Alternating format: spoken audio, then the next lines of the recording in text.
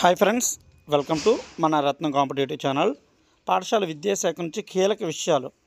నేను మార్నింగ్ ఒక video upload చేస్తే చాలామందికి కూడా మరి వాళ్ళు చదువుకున్న వాళ్ళ, చదువు లేని వాళ్ళ, రెండు బీఈడీ చేశారా, డిఎడ్ చేశారా, కనీసం వీరు డిఎస్సి అభ్యర్థుల కాదా అనడానికి ఒక పెద్ద నిదర్శనం.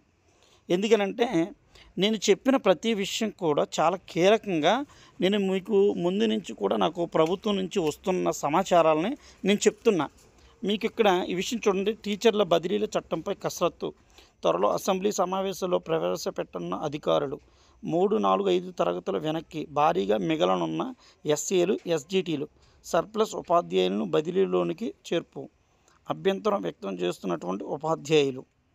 అంటే ఇక్కడ మీరు చాలా స్పష్టంగా, చాలా క్లియర్గా మీరు ఆలోచన చేయండి మిత్రులారా. గత ప్రభుత్వం ద్వారా 4500 పాఠశాల విలీనం చేయడం ద్వారా సుమారు 1,50,000 విద్యార్థులు హై స్కూల్లో మ్యాపింగ్ చేశారు.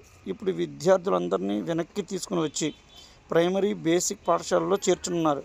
దీంతో 4500 పాఠశాలలో పనిచేస్తున్న ఎస్ఏలు అంటే ఇంగ్లీషు, మ్యాథ్స్, ఎస్జిటీలు భారీగా మిగిలిపోతున్నారు.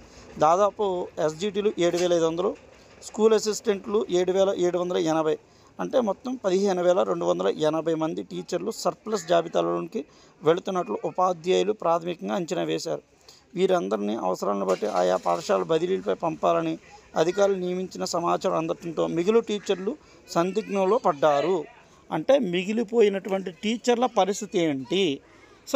ఇది మరి మీరు చదువుకున్న వాళ్ళే కదా, దయచేసి ఆలోచన చేయండి. నేను వీడియో చేస్తే కనుక మీకు ఎవరు ఇచ్చారు ఇన్ఫర్మేషన్, ఎక్కడి నుంచి వచ్చింది, కనీసం విద్యాశాఖ జరుగుతున్నటువంటి సమాచారాలు సాక్షాత్తు కూడా ఇక్కడ విద్యాశాఖ కమిషనర్ వర్యులు వారు ఇచ్చినటువంటిది మీరు రకరకాల పేపర్లో కూడా వచ్చినాయి అన్ని విషయాలు.